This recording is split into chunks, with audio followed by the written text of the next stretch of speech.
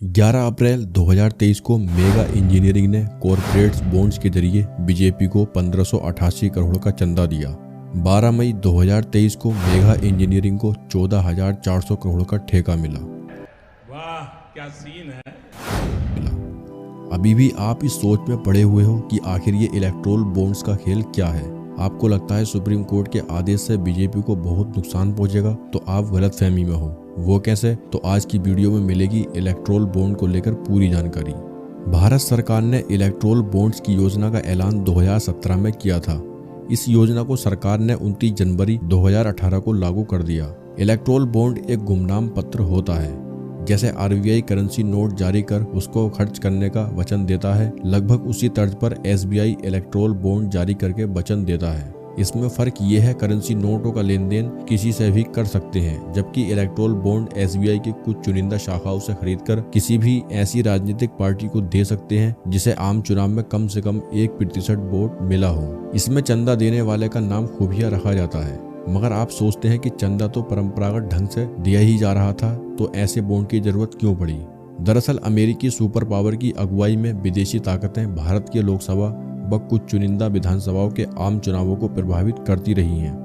अक्सर लोकसभा के आम चुनाव के ठीक पहले डॉलर के रेट में गिरावट इसलिए आती है कि चुनाव से पहले विदेशी ताकतें डॉलर को रुपए में बदलती हैं और अपनी चहेती पार्टियों को ज्यादा से ज्यादा चंदा काले धन के रूप में देती रही हैं। कई बड़े बिजनेसमैन भी काले धन में ही चंदा देना चाहते हैं, लेकिन अब डिजिटल जमाने में बहुत बड़े पैमाने पर काला धन चंदे के रूप में लेना, छिपाना और खर्च करना राजनीतिक पार्टियों के लिए असंभव तो नहीं, लेकिन कठिन होता जा रहा था। इस कठिन काम को आसान बनाने के लिए इस चुनावी भ्रष्टाचार को रोकने की बजाय सरकार ने इलेक्टोरल बॉन्ड योजना के नाम पर इसे कानूनी जामा पहना दिया था। जिस तरह आजकल जुआखोरी, नशाखोरी, मिलावटखोरी, सूदखोरी को कुछ कानूनी शर्तों के साथ कानूनन जायज घोषित कर दिया है।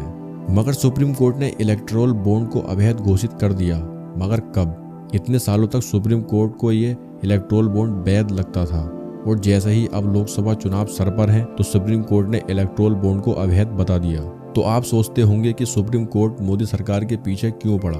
सुप्रीम कोर्ट ने चंडीगढ़ मेयर के भ्रष्ट चुनाव का पासा पलटकर अपना चेहरा चमका लिया है और अब इलेक्टोरल बॉन्ड को अवैध ठहराकर सत्ता पक्ष पार्टी की कठपुतली होने का दाग भी धुलवा लिया है। बहुत लोग बता रहे हैं कि यह फैसला मोदी सरकार के खिलाफ है, मगर हकीकत में यह मोदी सरकार और भाजपा के पक्ष में है। इस फैसले से भाजपा निर्णायक तौर पर मजबूत हुई है और वही कांग्रेस कमजोर हो गई है। इसको यूं समझिए, मान लीजिए ए और बी कहीं भोजन के कार्यक्रम में आमंत्रित हों। वहां भोजन कराने वालों की मिली भगत से ए ने अपना पेट सबसे पहले भर लिया, और जब खाने के लिए बी का नंबर आया तो प्रोग्राम ऑर्गेनाइजर्स ने भोजन के कार्यक्रम को ही बंद कर दिया। इस तरह एक की साजिश के चलते बी भूखा ही रह गया। इलेक्टोरल बॉन्ड के मामले में भाजपा ने ठीक ऐसे ही कांग्रेस को भूखा छोड़ दिया।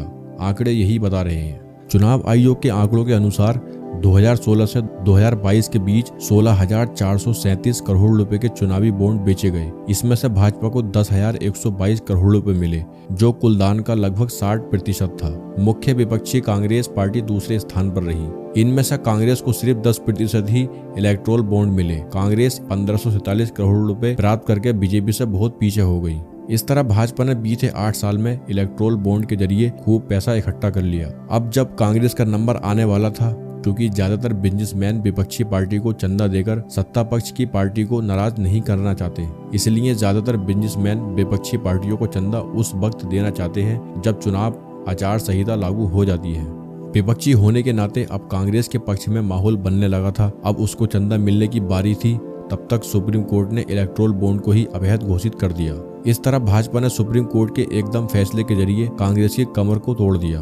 अगर 2024 चुनाव कांग्रेस जीत भी जाए तो फ्यूचर में पैसों के मामले में भाजपा को पछाड़ना बहुत मुश्किल है, और भाजपा हार भी जाएगी तो इसी पैसे के बल पर कभी भी सरकार गिरा सकती है या अगली बार कांग्रेस को करारी मात दे सकती है। सुप्रीम कोर्ट ने एसबीआई से हिसाब मांगा। एसबीआई ने 3 महीने का समय मांगा। इस पर सुप्रीम कोर्ट ने फटकार लगाते हुए एसबीआई को 24 घंटे के अंदर हिसाब देने का आदेश दिया। इसी दौरान केंद्र सरकार ने सीएए लागू कर दिया। इस पर बहुत सारे बुद्धिजीवी सुप्रीम कोर्ट की पीठ थपथपा रहे हैं। उनको लगता है कि इलेक्टोरल बॉन्ड मामले से ध्यान हटाने के लिए सीएए को लागू किया गया है।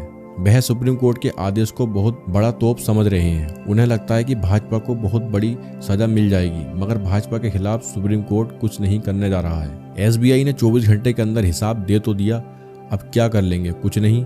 तो क्या इलेक्टोरल बॉन्ड पर सुप्रीम कोर्ट का आदेश मोदी सरकार के इशारे पर हुआ है? क्या सुप्रीम कोर्ट अब भी मोदी सरकार की कठपुतली बना हुआ है, या सुप्रीम कोर्ट ने मोदी सरकार की नाक में दम कर दिया है? इन सभी फैक्ट से आप समझ सकते हैं कि देश में आखिर क्या चल रहा है।